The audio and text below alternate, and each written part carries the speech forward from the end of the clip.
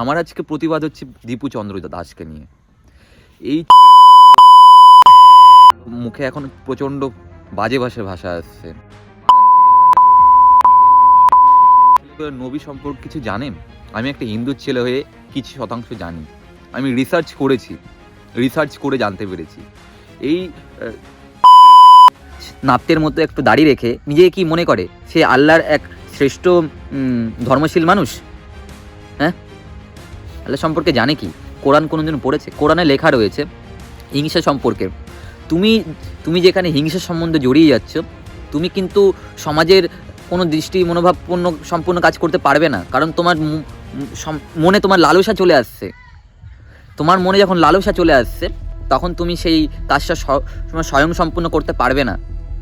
তাহলে তুমি আল্লাহর কোনো দূত হিসেবে, কোনো আল্লাহর মাধ্যমে কোনো তুমি প্রার্থনা পর্যন্ত করতে পারবে না। আর এই কিছু নিম্ন জাতি সংখ্যক মুসলিম সমাজের কিছু নিম্ন মানুষ, আমি সব মুসলমানদের বলছি না, কারণ কিছু কিছু মানুষ রয়েছে এত স্বয়ংশীল আদমি, এত সুন্দর মানুষ, তাদের কল্পনার বাইরে। তাদের কথাবার্তা ধরে প্রণাম করতে ইচ্ছে করে। আমাদের সেই একজন ছিলেন এপিজে আব্দুল কালাম। একজন নয়, এরকম খুঁজলে অনেক পাওয়া যাবে। কিন্তু তাদের মধ্যে এমন শ্রেণীগত বৈশিষ্ট্যময় ঢুকে গেছে, তাদের এই সমাজটাকে পুরো ল্যাংটো করে ছেড়ে দিচ্ছে। আজ তুমি দুবাই, সৌদি আরব তুমি যাও, তারা ভারতবর্ষের গীত গান গাইছে। আর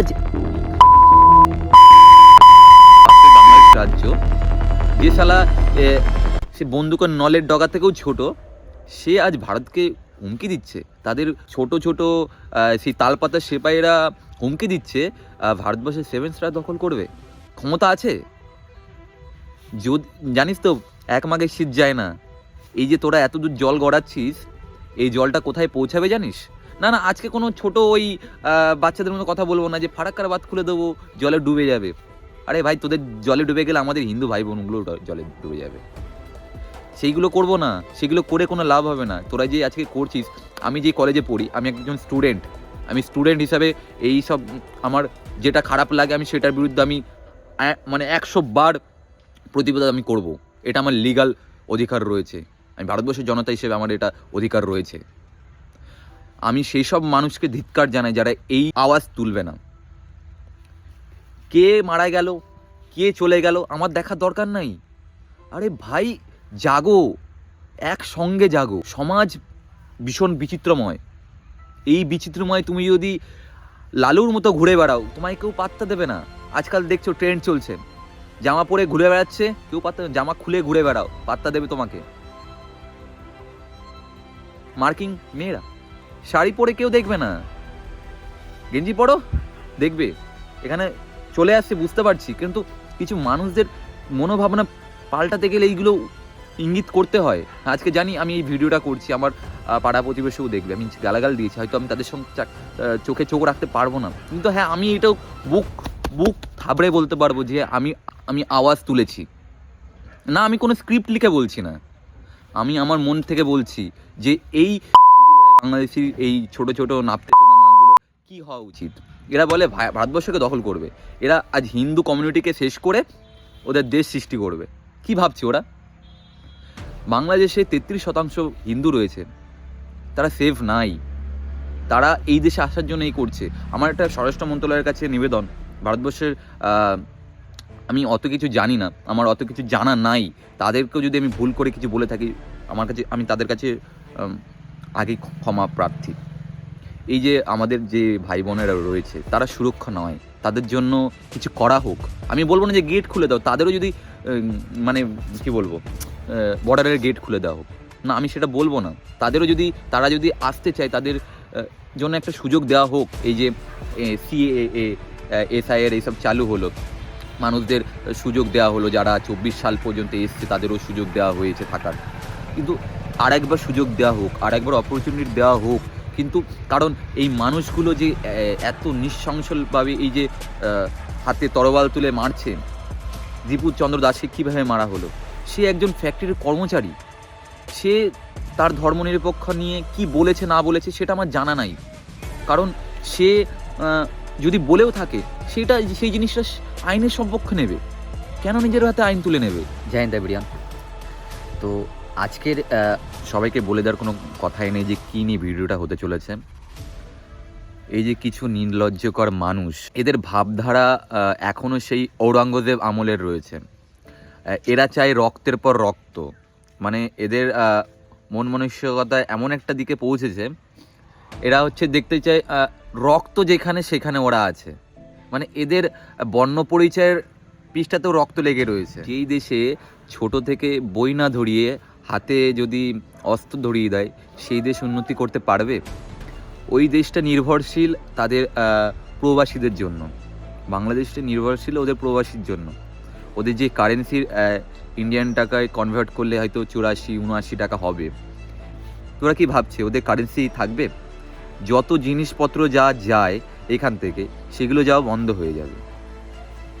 সামান্য পর্যন্ত ওদের দেশের খনিজ পদার্থ কোনো সম্পদ নাই, বন সম্পদ নাই, সেইগুলো এই দেশ থেকে যায়। তাহলে ওরা কি করে বলে যে ভারতবর্ষের 7 স্টার দখল করবে? 7 সিস্টার দখল করার কোনো ওদের ক্ষমতা আছে? যাক, বারবার আমি প্রসঙ্গ থেকে পুরো সরে যাচ্ছি। আমার আজকে দীপু চন্দ্র দাসকে কীভাবে মারা হলো? সে একজন ফ্যাক্টরির কর্মচারী, সে তার ধর্মনিরপেক্ষ নিয়ে কি বলেছে না বলেছে সেটা আমার জানা নাই। কারণ সে যদি বলেও থাকে, সেই জিনিসটা আইনের সপক্ষে নেবে। কেন নিজের হাতে আইন তুলে নেবে? এটা কি সেই ঔরঙ্গজেবের আমল? 50 জন হিন্দুকে যতক্ষণ না দাসত্ব করে মুসলিম করে নিতে পারছে, ততক্ষণ সে ভাত খাবে না, ততক্ষণ সে উপোস করবে। এই আমরা সেই ছত্রপতি শিবাজি মহারাজের দূত, সেই মহাদেবের পূজ্য করি। আজ আমরা সেই সনাতনীর একটা রক্তবাদী ছেলে বা রক্তবাদী মেয়ে, আমরা আওয়াজ তুলব না? আমাদের ভাইকে মারলো, শুধু ভাই না, আমাদের ইন্ডিয়ান মুসলিম অনেকে রয়েছে, তারা আওয়াজ তুলছে। কারণ তারা পড়াশোনা করে, তারা ধর্ম নিয়ে চর্চা করে, তারা জানে কোনটা সঠিক কোনটাই। কোরআনে স্পষ্ট কথা লেখা রয়েছে, পড়াশুনো করলে তুমি সব কিছু বুঝতে পারবে। এই আজ কোথায় বাবরি মসজিদ তৈরি হচ্ছে, একটা ভিডিওতে দেখলাম, ইট নিয়েছে একটা বাচ্চা ছেলে ওয়েস্ট বেঙ্গলে। বলছে, কি তুমি ইট নিয়ে কোথায় যাচ্ছ? বলছে যে মসজিদে ইট দিতে যাচ্ছি। পড়াশোনা করো না? না, পড়াশোনা করবো না, আমাদের পড়াশোনা লাগবে না। পড়াশোনা লাগবে না, বুঝতে পারছো কেন পড়াশোনা লাগবে না? যেখানে কোরআনে স্পষ্টভাবে লেখা রয়েছে, পড়াশোনা তুমি যত শিখবে তত তুমি তত ভালো করে আল্লাহকে জানতে পারবে, নবীকে জানতে পারবে, মুহাম্মদকে জানতে পারবে, রসুলকে জানতে পারবে। আর সেখানে এই ছোট ছোট বাচ্চাদের মাথা খাচ্ছে কারা? কিছু হুজুরবাদী মানুষ, কিছু নিম্ন শ্রেণীভুক্ত চুদির বেটা। আজকে আমার গালাগালি দিতে বাধ্য হচ্ছি। আমি গালাগালি দিয়ে ভিডিও করি না। আজ সেই বাংলাদেশের 33% হিন্দুদের নিয়ে কথা হচ্ছে, সেই দীপুচন্দ্র ভাইটাকে নিয়ে, দাদাটাকে নিয়ে কথা হচ্ছে। তাকে মেরে আগুনে ঝুলিয়ে দিয়েছে যারা নামাজ পড়ে 5 ওয়াক্ত, তারা কিভাবে করতে পারে এটা? যদি সোচ্চা মুসলিম দেখতে চাও, ভারতবর্ষে আসো, ভারতবর্ষে এসে দেখে যাও, তাদের পা জল দিয়ে ধুয়ে যাও, চেটে খেয়ে যাও, তারা কিভাবে ধর্মনিরপেক্ষভাবে বলে, ধর্ম নিয়ে এগিয়ে থাকে। তাদের দেখে শেখো তারা কীরকম, কিছু শতাংশ মানুষ বাদে, তাদের কাছ থেকে শিখে নাও। মেইন হচ্ছে আরবদের দেখে শেখো, কই তারা তো নাই। হ্যাঁ, এই একটা সেই বন্দুকের নলেজ দিয়েও ছোট একটা দেশ, যেটা হচ্ছে এমন নিম্ন জায়গায় যে অবস্থা। তবে হ্যাঁ, হাসিনা সরকার যতদিন ছিল ততদিন ঠিক ছিল, যতদিন তারপর এই যুব সম্প্রদায়ের হাতে পড়ে গেল, তারপর থেকে গাড়ে বাস চাবুক হয়ে গেছে। আরে ভাই, যেখানে পড়াশুনো মানুষ করবে, পড়াশুনো করে শিখবে, সেই দেশটাই তো চলবে। কলমের ভিত্তিতে দেশ চলে, অস্ত্রের বিদ্ধ নয়। মারাপিট শেষ হওয়ার পর মীমাংসায় বসতে হয়। তো যেই দেশ মীমাংসা করতে পারে না, সেই দেশ তো চিরস্থায়ী নয়। আজ বাংলাদেশের কারেন্সি 84 টাকা হোক, 85 টাকা হোক, পাকিস্তানের যে হাল হয়েছিল, তারা এখন চুপ আছে, তারা এখন চুপ রয়েছে। কারণ আমাদের দেশে 100 টাকা সমান তাদের দেশে 350 টাকা মেবি। তোমাদের এই হাল হবে কারণ তোমরা টিকে রয়েছো বৈদেশিক দেশের উপর নির্ভর করে। কারণ তোমাদের অধিকাংশ, তোমাদের 80% মানুষ সব প্রবাসী। তোমরা ভাবছো আমরা কাজ করছি, আমরা সব ঠিক আছি। আরে ভাই, কিছু কিছু গরিব মানুষের কথা ভাব, যে তোদের এই যে রংবাজি কিছু নেতা হচ্ছে, ছোট ছোট ওই বেটাগুলো, কি করবে ওরা? ওরা রাজনৈতিক সম্পর্কে কিছু জানে? রাজনৈতিক যেখানে, সেখানে ধর্ম থাকে না, সেখানে ওরা ধর্ম নিয়ে চলে আসে। ইনশাল্লাহ, মাশাল্লাহ, হোয়াট দিস ফাক ফাক ফাক। মুখে প্রচণ্ড গালাগালে আসছে, বলে ফেলেছি, আরও বলতে ইচ্ছা করছে, কারণ তোরা যেই দীপুচন্দ্র দাসকে নিয়ে যা করেছিস, তোরা ঠিক করিসনি। এর পরিণাম তোরা ভুগবি। তোদের কঠোর তো কঠোর, যদি এই ধরাধামে যদি না দিতে পারে, তোদের উপরে তোদের বিচার হবে, তোরা ভুগবি, পোকা পড়ে যাবে তোদের। বিয়ে করবি তো, বিয়ে করার পর ছেলে মেয়ে দেখবে না? এই যে এখন দেখছিস তো, ওই কিছু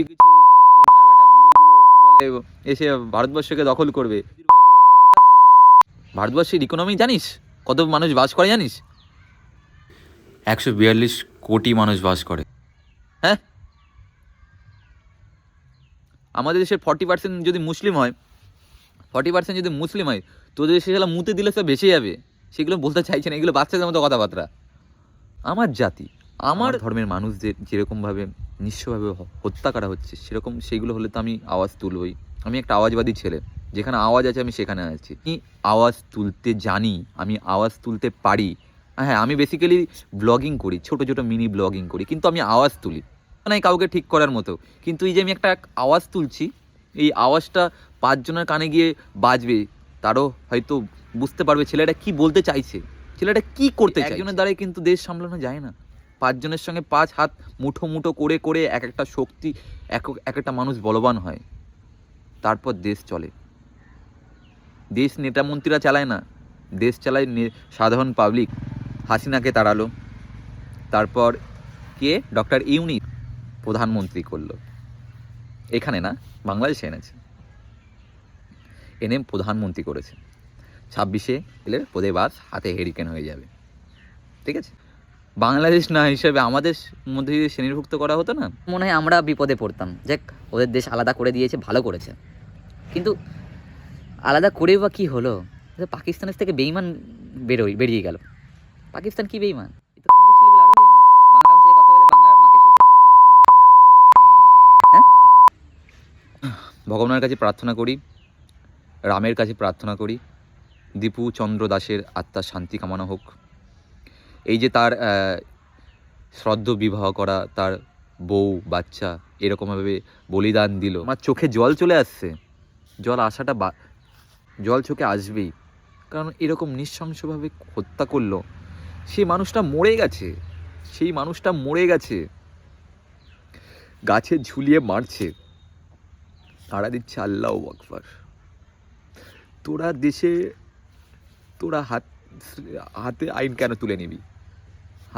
তোরা আইন তুলে নিবি? তোদেরকে ক্ষমতা দিয়েছে আইন তোলার? কোন মাদারের বেটা দিয়েছে তোদের হাতে আইন তোলার? সে দীপু চন্দ্র দাস পুলিশের হেফাজতে, পুলিশের কাছে গেছিল, সেখানে তাকে টর্চার করা হয়েছে, সেখানে তাকে মারধর করা হয়েছে। আমার কাছে ভিডিও রয়েছে, আমি দেখাচ্ছি, তোমরা আদৌ দেখে ফেলেছো ভিডিও, তারপরেও আমি দেখাচ্ছি।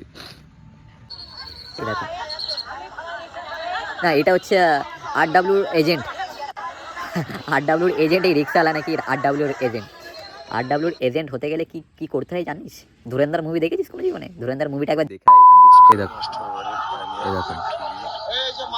ওই যে পুলিশের হেফাজতে ছিল, সে যদি কূটুক্তি করেও থাকে, তাকে পাবলিকের হাতে কেন ধরে দিল? তাকে মারবেই। এ হচ্ছে ঔরঙ্গজেবের বংশধর, এরা যারা এই গণহত্যা করলো, তারা হচ্ছে ঔরঙ্গজেবের বংশধর, তাদের শরীরে ঔরঙ্গজেবের রক্ত রয়েছে, তারা তো তাহলে ওরকমই হবে। এর বিরুদ্ধে একটা কঠোরতম আওয়াজ উঠুক, তার আত্মার শান্তি কামনা করি। তাকে যেভাবে হত্যা করা হলো, হিন্দু জাগিয়ে দেওয়ার একটা দিক দিয়ে গেল। ধর্মনিরপেক্ষ নয়, ধর্মনিরপেক্ষ মানে হচ্ছে যেখানে ধর্ম, জাত সব কিছু বাদ দিয়ে সে মানুষ বলে গণ্য করা হবে। মতলব তুমি হিন্দু, তুমি মুসলিম, না তুমি খ্রিশ্চান, না তুমি বুদ্ধিজম, সেগুলো না দেখে তার শাস্তি, তার অপরাধ গণ্য বিচার করা হবে, সেটা হচ্ছে ধর্মনিরপেক্ষ। যদি ভুল হয় ক্ষমা করে দেবেন, আমাকে বুঝিয়ে দেবেন। কিন্তু বাংলাদেশে এই জিনিসটা ধর্মনিরপেক্ষ হয়ে গেছে। আমাদের ওয়েস্ট বেঙ্গলেও হচ্ছে না কেন, হচ্ছে। তারা কি বেছে বেছে হিন্দুদের মারবে। ইন্ডিয়া হচ্ছে বহুত বড় শত্রু। 50% মানুষ এই দেশে ডাক্তার দেখাতে আসে, পড়াশোনা করতে আসে। আমি যে কলেজে পড়ি 30টা মুসলিম রয়েছে, 80টা বাংলাদেশি, তার মধ্যে 30টা মুসলিম। তাদের গিয়ে যদি আমরা এইগুলো করি, আরে ভাই আমরা করব না। কারণ আমাদের ধর্মে, আমাদের জাতিতে সেই রক্ত লাল দাগ নাই। তবে ভারতবর্ষ এই 24-এর পর থেকে, 23-এর পর থেকে মার কা বদলে মার, জখমকে বদলে মে জখম, মারের বদলে মার হবে। আমাদের ঘরে ঢুকবি, তোদের ঘরে ঢুকে সব কিছু শেষ করে দিয়ে চলে আসবো। তো আজকে এই পর্যন্তই। দীপুচন্দ্র দাসের সম্পর্কে যা বললাম তার মধ্যে অনেক কিছু ঢুকে গেছে। সেগুলোও যদি মনে হয় যে আমি ভুল বলছি, তাও লিখো, কমেন্ট করো যদি খারাপ লাগে। কারণ আমি আওয়াজ তুলতে পছন্দ করি, আওয়াজ আমি তুলবই। আমি কোনো রাজনৈতিক সম্পর্কে আওয়াজ তুলি না। আমার রাজনৈতিক দিকে কোনো আমার দৃষ্টিভঙ্গি নয়। হ্যাঁ, সে যদি কারেকশন করে আমি আওয়াজ তুলব, সে যেই হোক।